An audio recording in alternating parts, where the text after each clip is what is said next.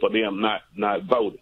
Third thing is that I would make sure on the election day here in the city of Birmingham that we do hand count all paper ballots, because a lot of election laws right here in the city of Birmingham based upon the voting machine. And the third thing I would do is, in terms of election day, is go back to Section 5 of the Voting Rights Act that make sure that no voting places are changed without notifying the voters. David, on your thoughts about felons who have completed their sentences, that's included in H.R. 1, that their voting rights would be restored if they after they completed their sentences. Part of this, as we said, a sweeping bill. It's about 570 pages long, and the provisions having to do with voting is just one part, probably about a third of the provisions in that bill as a whole. Nitro is up next in Brockway Park, New York, an independent. Good morning. Good morning. You can hear me, I suppose. Yes, sir. I have three things that I think are necessary for fair elections in the United States. The first thing is, if we are voting for president, the president and the vice president are the only two elected offices in any nation in the world who are not directly elected by the people.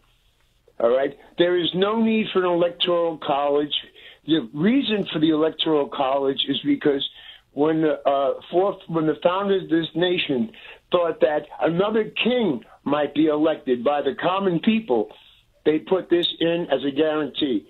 Now we have a king in power, but that's besides the point. The second thing is Citizens United versus FEC allowed unfettered dark money to come into politics.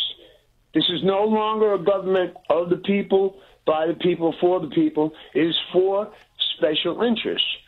And the third thing is, I am a convicted felon. If I lived in Florida, I would not be able to vote. But I was born in New York, and I live in New York now, and I can vote. Uniform voting laws, at least for the president, should be throughout the entire nation, and they should be paper ballots. And those are the three things that I think would be necessary for truly fair elections. By the way, why are Native Americans in North Dakota not allowed to vote? Why are they challenged? Why are people in North Carolina, because they are a different color, not allowed to vote? So when the president says there's election fraud, he should look at his own party. Nitro, before you go, can I ask you about the process of getting your voting rights restored in New York? I'm not familiar with the state laws there. Did you ever lose your voting rights when you went to prison? I was convicted in Florida.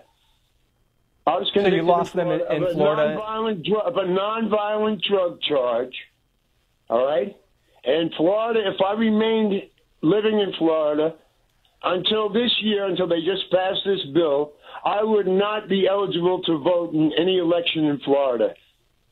All right? When I moved to New York has, you can vote in New York. And I just voted in this midterm election.